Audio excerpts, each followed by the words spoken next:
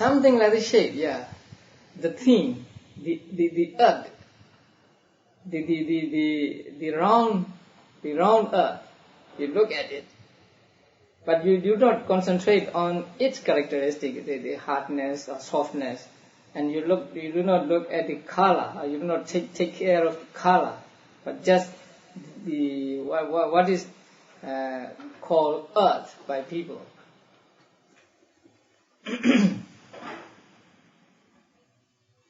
And then you look at it, and then you say you say many times. So here said that conceptual state can be called by anyone he likes among the names for earth.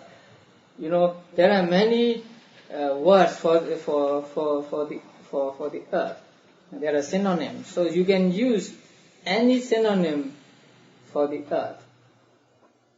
In English, there may be not as many as there are in Pali language. So in Pali, there is the word Pachavi, and then Mahi, and then Medini, and Bhumi, Vasudha, and Vasundhara. So there are many words for the word earth in English. So any one of them can be used. You look at the dish and you say in Pali Pachavi, Pachavi, Pachavi, or say Vasudha, Vasudha, Vasudha. Whatever what you say, it just means the earth. Whichever suits his manner of perception. Still, earth is also, that is on page 130, still earth is also a name that is obvious. The sentence really means earth is a name that is commonly used. So you can just use the word Pachavi and not the other words. That is what is meant here. So the earth is not, I think also is not needed here. Still, earth is a name that is obvious. So it can be developed with the obvious one by saying earth, earth. That means Pachavi, Pachavi, Pachavi.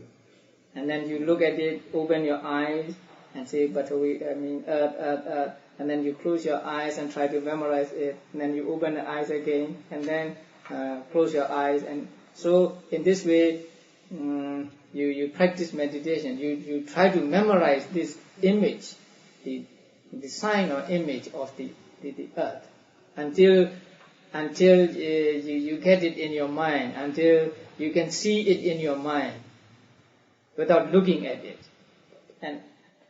And that is the time when you are said to have got it is called learning sign here. That means the abstract sign, or let us say memorized sign. So after you get the memorized sign, then you leave that place and go to your own place and practice there. And that is because if you look at this and practice again and again, it is said that you cannot get the counterpart sign. Counterpart sign is finer than the memorized sign. So in order to get the counterpart sign, you have to practice it in your mind and not looking at the thing itself. And in order not to see the thing, not to look at the thing, you get away from it also. Because if it is close to it, you cannot help looking at it. So you just leave it there and go back to your own place and practice meditation there, memorizing or seeing the sign in your mind and dwelling on it again and again and again until it becomes refined and changed into what is called a counterpart sign. But you're not memorizing, you're not visualizing earth. Yes, earth. You are. The word earth? Oh no, not the word. No. But the thing we call the earth. So the counterpart is your mental image. Mental image, that's right. Yeah. And that the first mental image is called, say here, learning sign. And that image appears as the real thing is. And then you dwell on it again and again in your mind, and it changes into a counterpart sign. When it changes into a counterpart sign, it is refined, and so it is very smooth and very shining.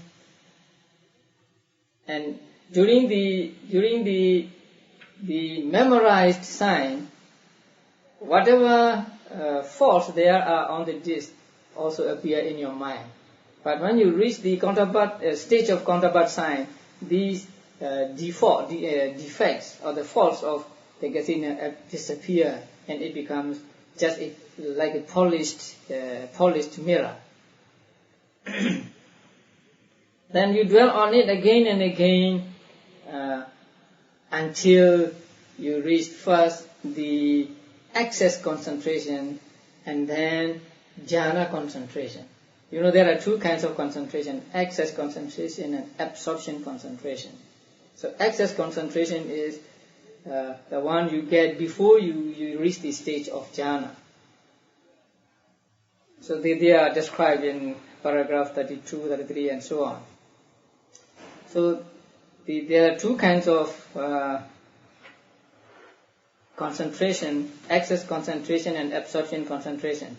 The mind becomes concentrated in two ways, that is on the plane of access and on the plane of obtainment. Obtainment really means jhana concentration. The mind becomes concentrated on the plane of access by the abandoning of the hindrances. When you can get rid of hindrances, sensual desire, anger,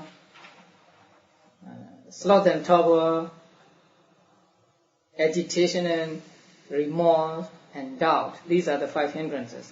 So when you can get rid of these 5 hindrances and your mind is on the object, then you are said to get to the plane of access concentration. And when you reach the jhana stage, then you are said to obtain the absorption concentration. So the difference between these two kinds of concentration is this: the factors are not strong in access. So during the time of access concentration, the factors means the mental states accompanying that consciousness of practicing meditation. These factors are not strong enough. Because they are not strong enough, your mind lets us into life continuum of bhavanga, and then go to the object again, and then left to bhavanga again, because the factors there are not so strong. When you reach the jhana stage, then you can be on that, your mind can be on that object for a whole day, for a whole night, without being distracted to any other object, because they are strong at that time, the mental states accompanying the consciousness. So these are the two kinds of concentration. So when you reach the access or jhana concentration, then you reach to one stage of the practice of meditation. But before, if you can get to the absorption stage easily, it is good. But if you cannot, then you have to do something here. So, and the thing, what you have to do here is guarding the sign. That means you have got the counterpart sign, and you have to keep it with you, keep it in your mind, not let it slip away from your mind. And you have to do something to guard the sign. And actually you have to avoid 7 things which are unsuitable, and 7 things which are suitable. And 7 things which are unsuitable are the abode, resort, speech, person, food, climate, and the posture.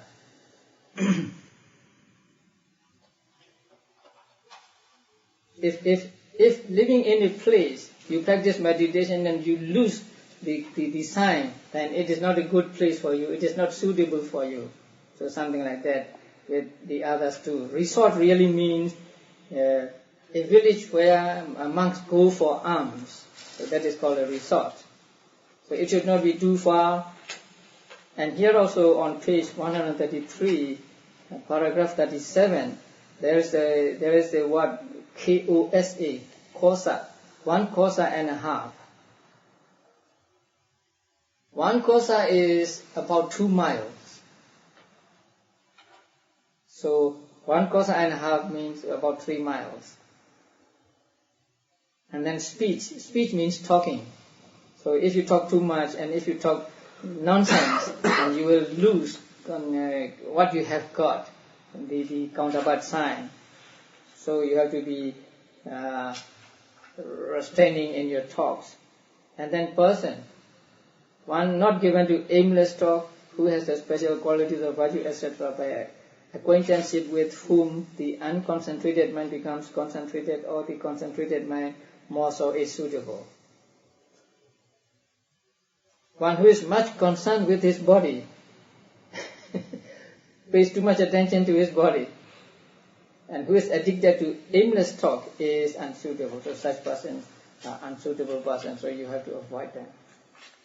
When you say pays too much attention to the body, what's too much attention? Does that mean not exercising the body? In the footnote you said that one who is occupied with exercising and caring for the body. That means be too much concerned with the exercise or too much concerned with his body. But you need to have some kind of exercise to keep your body in good shape. Do they do yoga practices? As part of the practice? I don't know, but I think yoga practices are good for keeping your body in good shape. So it may be permissible to practice yoga postures or whatever with concentration or with mindfulness or meditation. But some people are too much concerned about their bodies. So I think that is what is meant here. Because we have to pay proper attention to our physical bodies. If our physical bodies are not in good shape, we cannot practice meditation.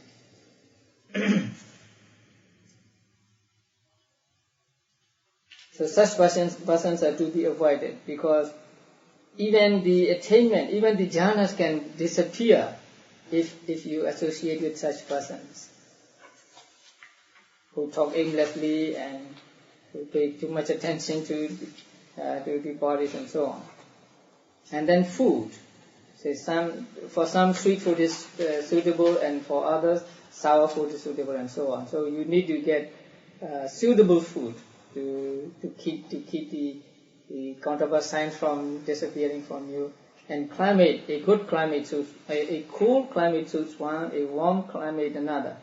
So that's also, that is why we need some kind of comfort to practice meditation. We need to eat food which is suitable for us, and then we need to be in a suitable climate, not too cold or not too warm, and so on. And then posture. Now you can choose a posture which is best for you, walking or sitting, but maybe not lying down. So if walking suits you, then you walk, and if sitting suits you, you can practice sitting. But here, lying down is also given. Is that something that the monk decides for himself, or the teacher decides? Here, the monk decides for himself. You know, you have to try it for 3 days. He said, like the abode, for 3 days each.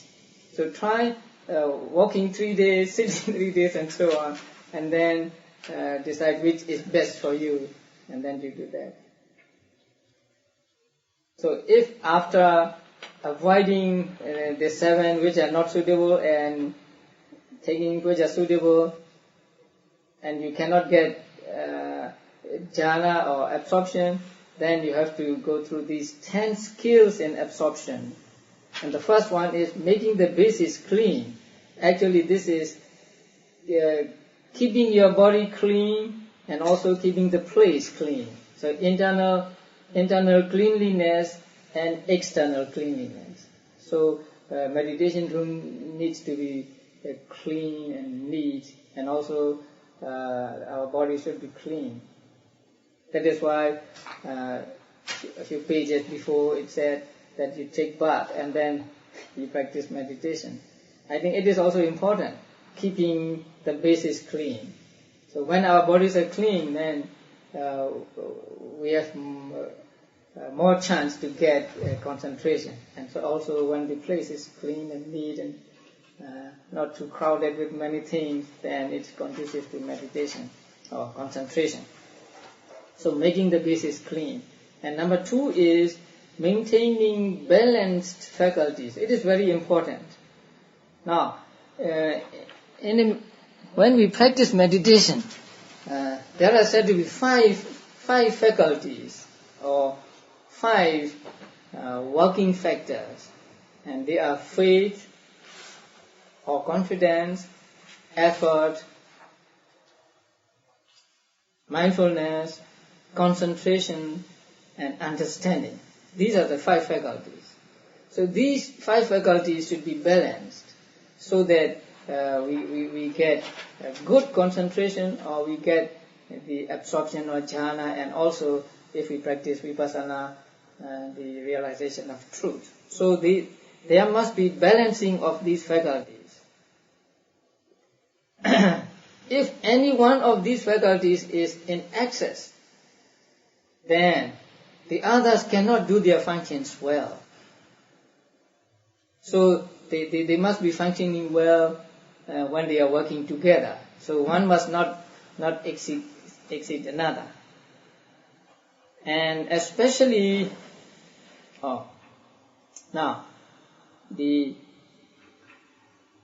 so in that case the faith faculty should be modified either. If there is too much faith, too much confidence, then you have to reduce it by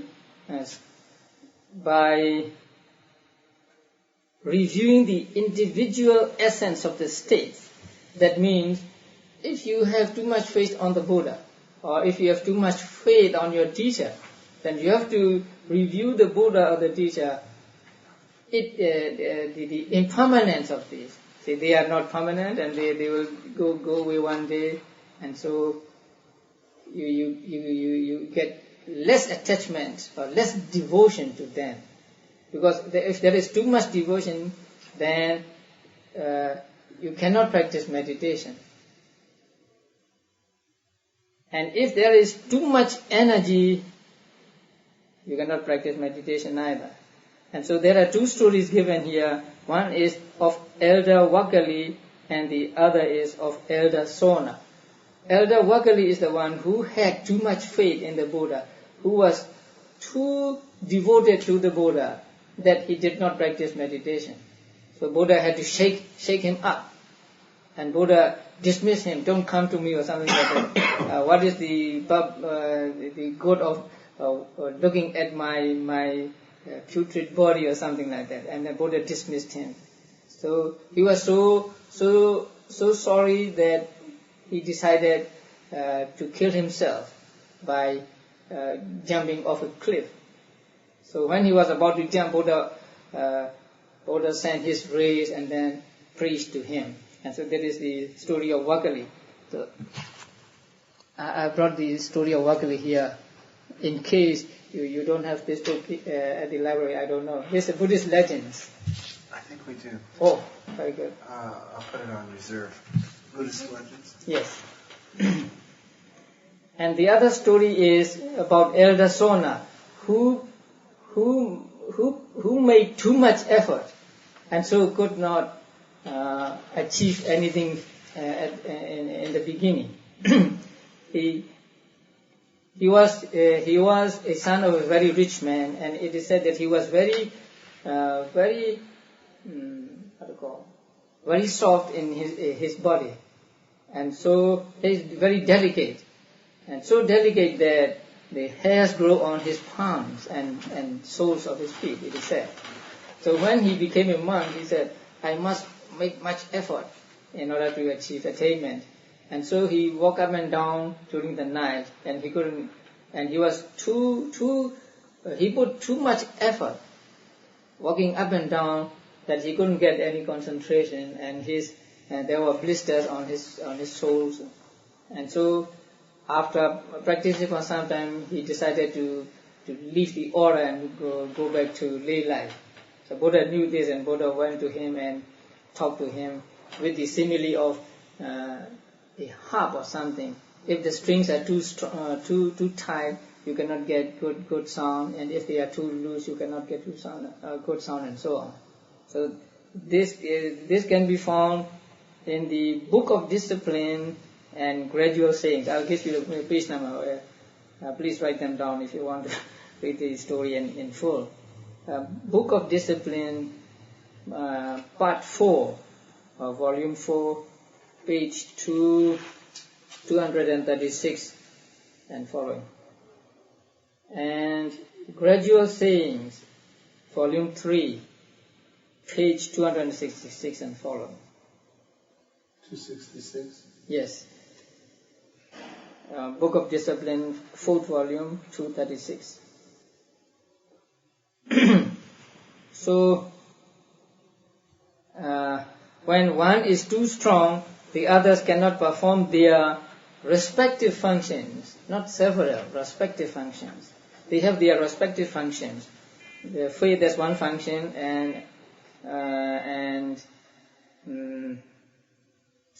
effort has another function, and so on. So, when one is too strong, the other cannot perform their respective functions. And particularly recommended is balancing faith with understanding and concentration with energy. These are the most important. So, balancing faith with understanding and concentration with energy. If you have too much faith, then you will believe anything. You will believe in what you ought not to believe. And so, you will be led astray by those who deceive people. And if your understanding is too strong, if you are too wise, then you tend to become cunning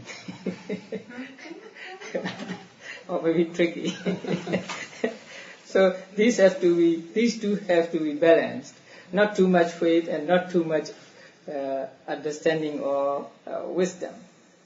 And then concentration and energy should also be balanced. If there is too much concentration, you tend to become lazy.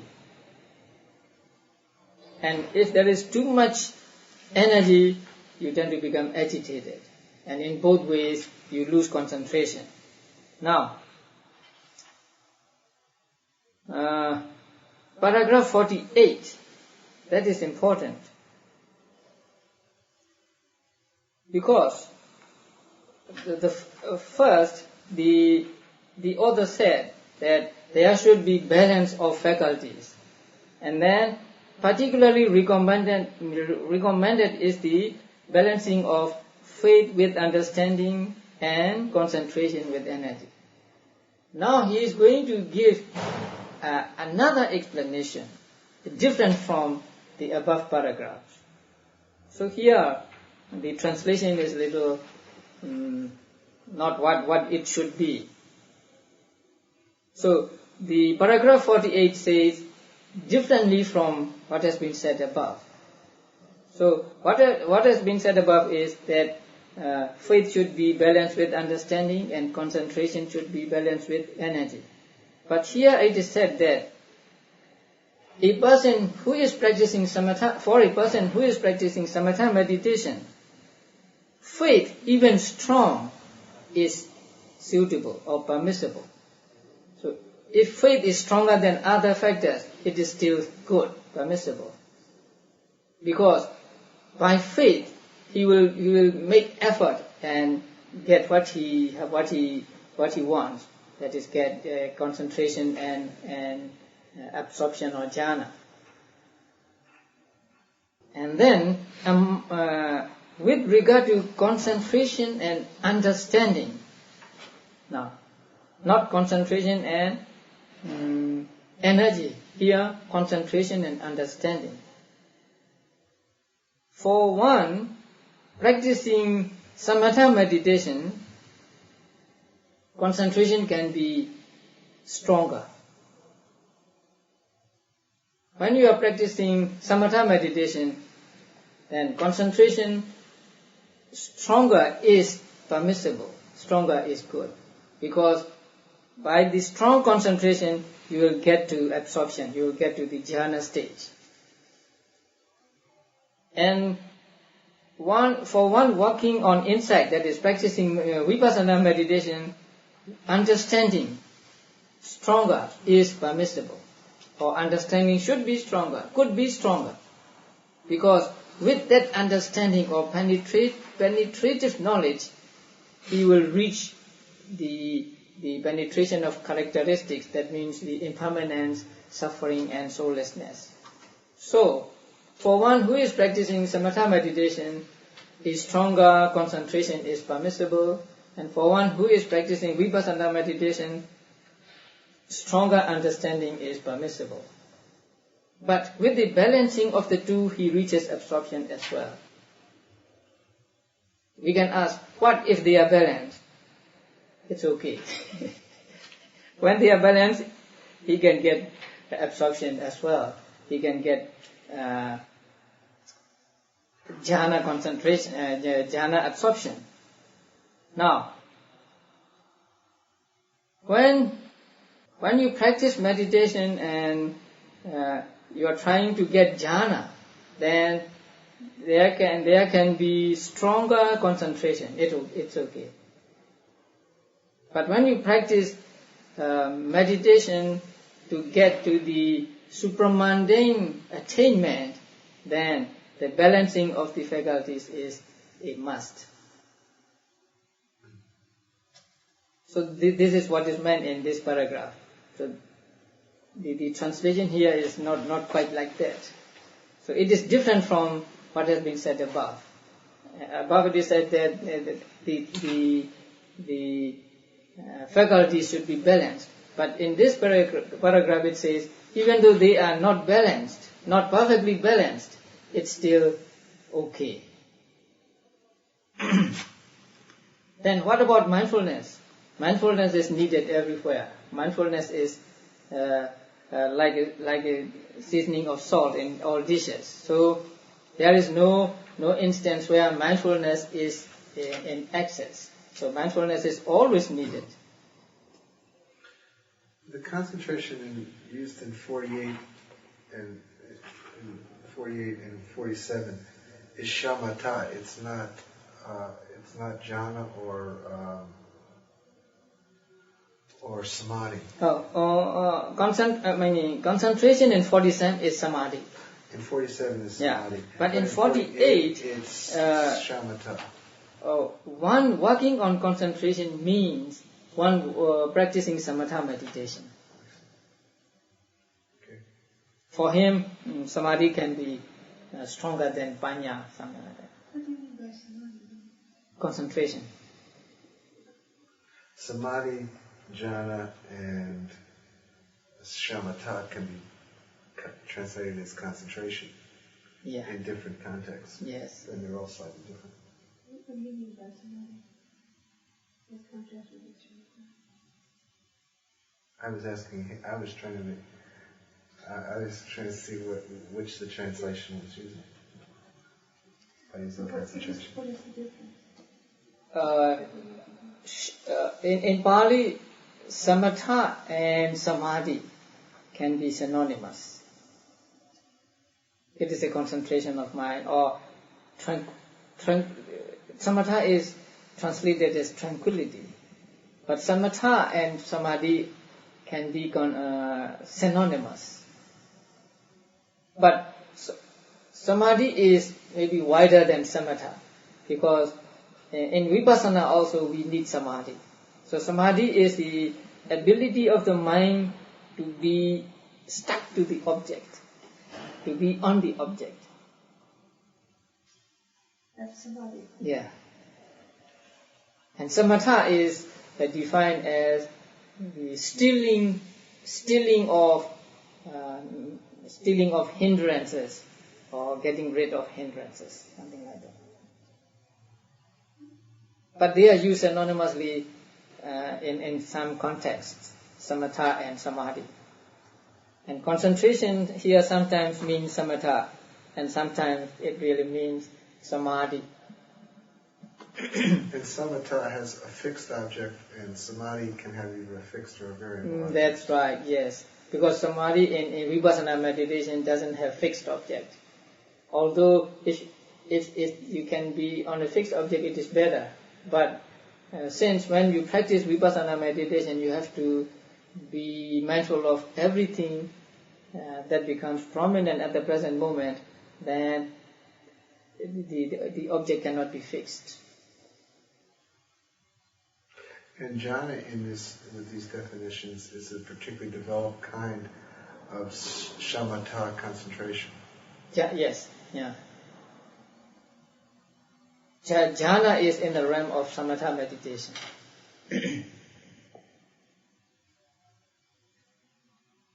Then there are others, skill in the sign, and then exert the mind on an occasion when it should be exerted, and so on.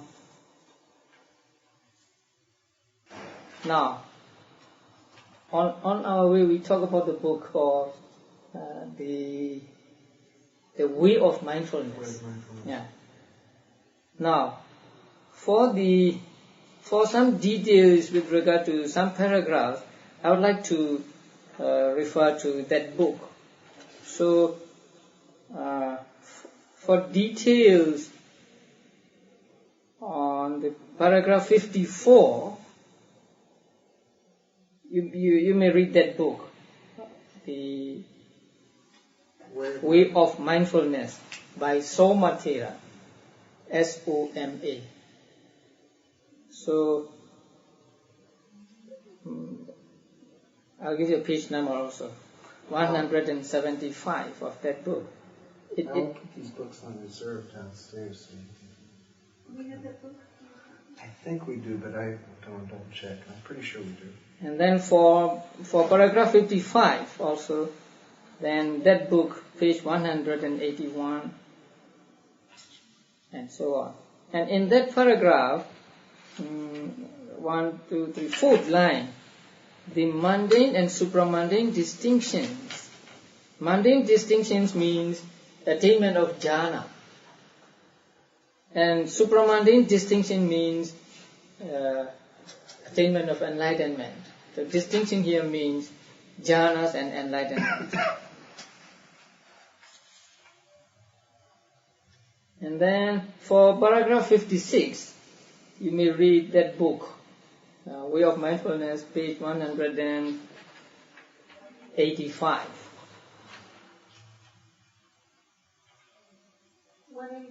185. And then for paragraph 60, Way of Mindfulness, 186. And paragraph 61, Way of Mindfulness, 187. And paragraph 62, 189.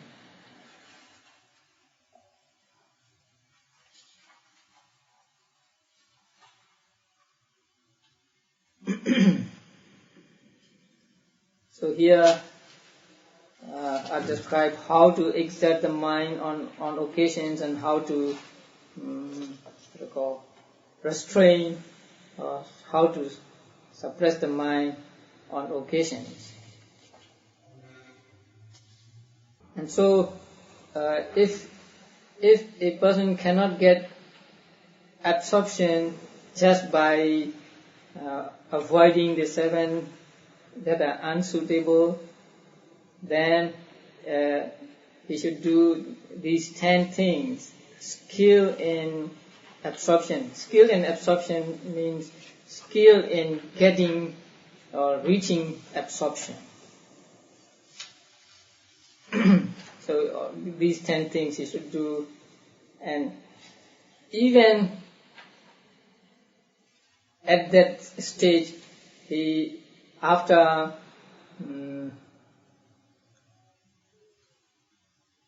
acquiring skill in the 10 after acquiring the 10 skills, he could not reach the jhana stage, and he should not despair, but he should he should do what is called equalizing the effort or energy and concentration.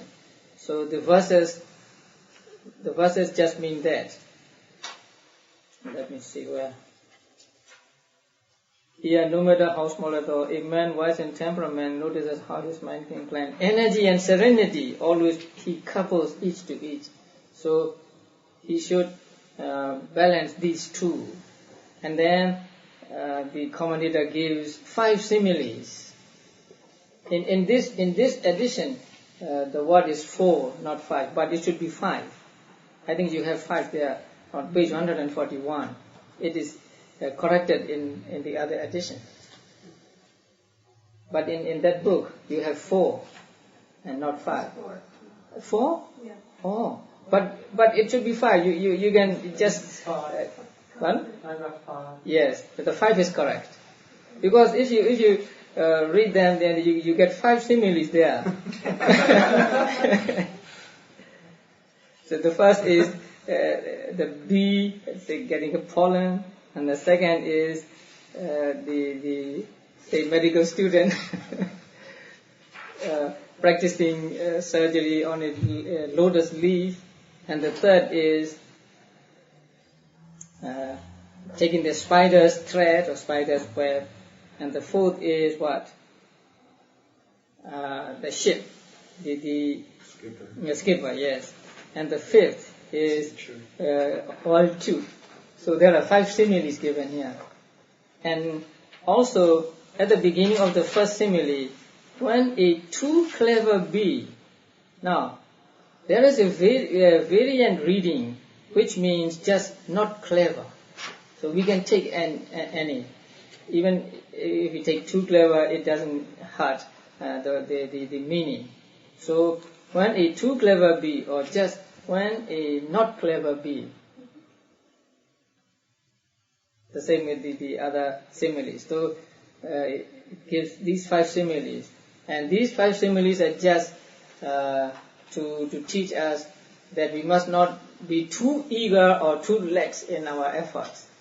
We must equalize, or we must balance concentration with energy. And if we can keep energy and concentration on the same level, then we will get what we are striving for, or we will get the absorption stage. So next week we will go to the jhana, the first jhana. The reason that the first meditation is on the earth kasina is because it's an easy concentration. It's Yes. It's a natural concentration, or it's for those who have had experience in the past, they come naturally. They just look at the earth and then they got the sign.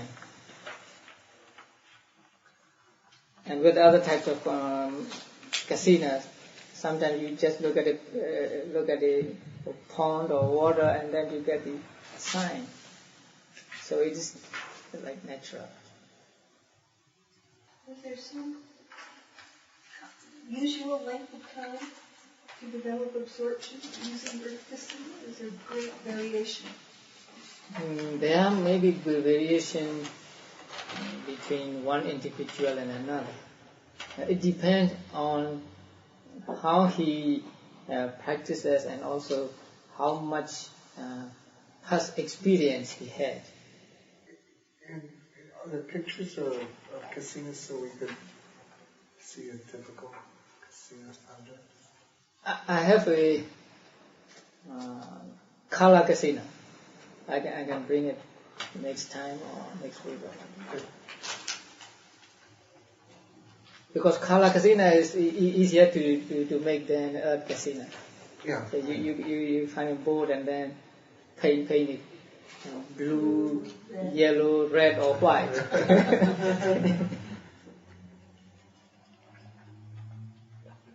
There is one lady who is actually practicing Kala kasina. She lives in Marin County. She wanted to practice metta meditation, and so I I suggest that she practice the white kasina meditation first, and then get the conceptualized image of that disc, and then after getting that, she could put anybody in that disc, and then practice loving kindness with that person. That's effective. I don't know how far she has gone in this meditation, but she said she was doing that. Now getting the mental image clearly mentally, that's different from seeing the counterpart sign. Is that right? There are two signs. So the first one let us call a memorized sign. Mm-hmm. So you first look at it and you memorize it, and then you close your eyes and you can see as clearly as your eyes are open. But at that stage, your image is the exact image of the disc. If there are defects on the disc, and they appear in your memory too, and then you concentrate on that memorized image. That is, you close your eyes and you look at that image again and again, and then it becomes more refined, and so gradually the faults disappear and it becomes smooth and clean. So that is a stage where you get a counterpart sign. So that is called a counterpart sign. So it's a transformed. That's right. Image or relationship. That's right. Experience from the concentration. Right. Yeah. So actually, the two signs differ in degree of degree of clarity. Also conceptualization. The second one is more conceptualized. It is, and the counterpart sign is also a conception. It is not a reality, because it is born of the perception, born of your mind. So it exists in your mind, and so it is a kind of concept. Is it something that you just know you have when you see it or attain it? Yes, yeah. Because you alone knows you know that you have that, because it's in your mind. So whenever you come down and then you close your eyes and memorize it, then it will appear to you. Is this a meditation that's done just at a particular time, or is it something that can be done, say, for the rest of your life? No, not rest of your life, but just to reach a particular time and to reach a certain stage of absorption. Because the Buddha's wish is for people to practice samatha meditation as a basis for vipassana meditation. So samatha, first we practice samatha meditation, and then you concentrate or you contemplate on the practice itself or on the other objects as impermanent and so on. So you go to vipassana after you practice with samatha meditation.